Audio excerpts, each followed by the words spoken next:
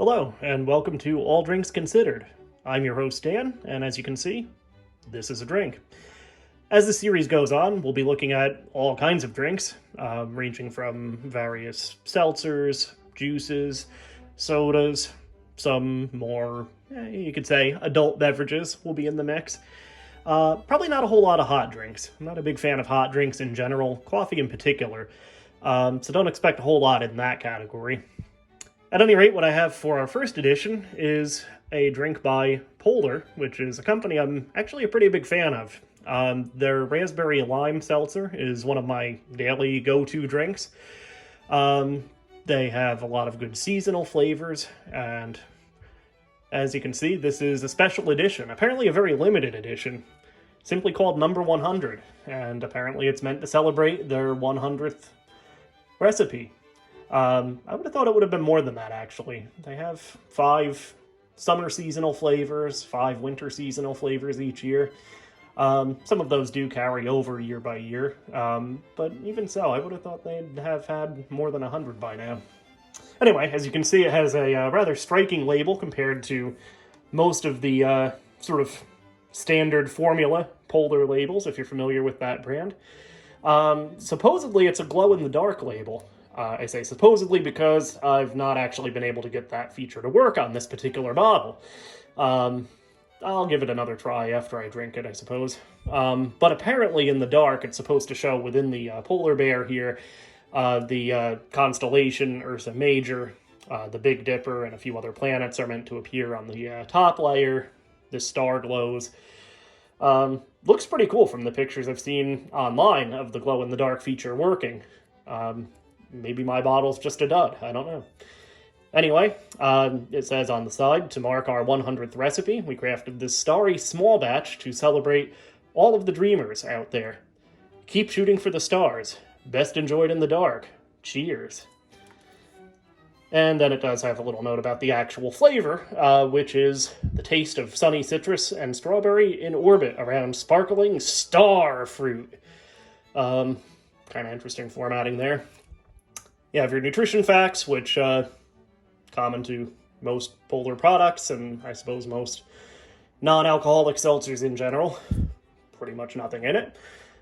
Ingredients, carbonated water, natural flavors, standard stuff. So, let's take a look, or I suppose first a smell, and then a taste of Polar number 100. Sorry about the jump cut there. We're, as you can see, off to a good start.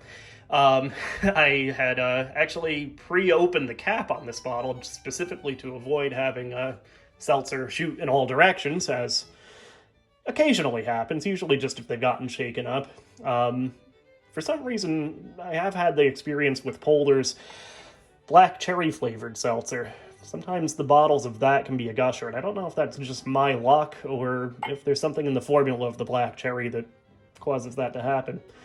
At any rate, this bottle apparently did get shaken up because even though I had pre-opened the cap, it still shot in all directions anyway when I opened it. So, at any rate, let's try that again. First, the smell test. Definitely a citrus smell. I can smell a little bit of a hint of the strawberry that the label mentions. Smells pretty good. Now we have the visual test.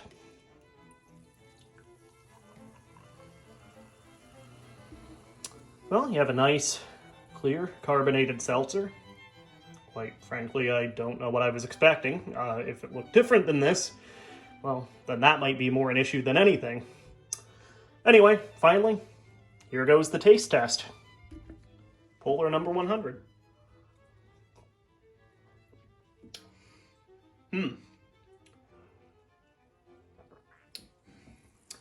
Well, definitely very citrusy. If you really like citrus flavors, you'll probably really like this, actually. It does have a little bit of a citrus tartness, which is not exactly my personal cup of tea. I can definitely taste the strawberry element, the starfruit element. The citrus is maybe a little overpowering to my palate. But again, your mileage may vary. Not a bad seltzer by any stretch. I probably will drink the rest of the bottle here. So, yeah, there you have it. Polar Seltzer number 100. Not my personal favorite.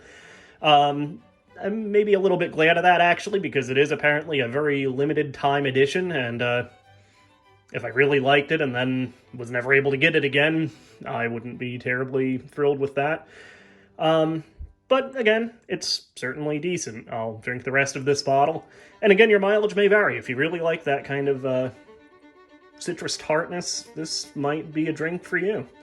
And I will keep the bottle and see if I can get that glow-in-the-dark feature to work. It looks pretty neat. Again, if nothing else, look up pictures of it on Google. Anyway, this is the first edition of Dan's All Drinks Considered. Hope you enjoyed, and we will see you next time.